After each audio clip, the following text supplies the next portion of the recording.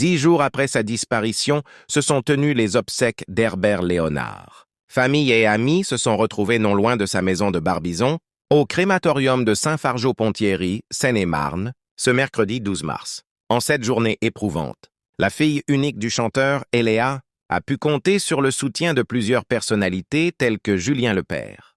Parce qu'il était son compositeur et ami fidèle depuis 40 ans, Julien Lepers n'aurait manqué ce dernier hommage pour rien au monde.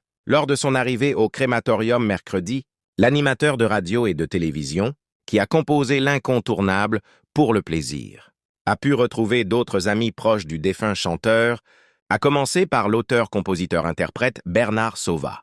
Le comédien David Brécourt, voisin d'Herbert Léonard à Barbizon, a lui aussi fait le déplacement.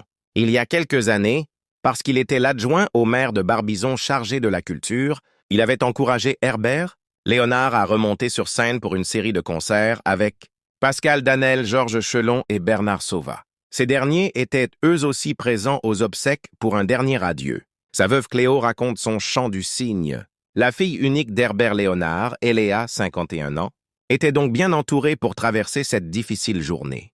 Bien que son absence aux obsèques semble invraisemblable, la mère d'Eléa, Cléo Léonard, n'est pas apparue au crématorium mercredi. Dans un entretien accordé à Paris Match, peu après la disparition de l'homme de sa vie, l'ancienne chanteuse s'était confiée sur ces derniers jours à l'hôpital de Fontainebleau, où il est décédé le 2 mars, à 80 ans.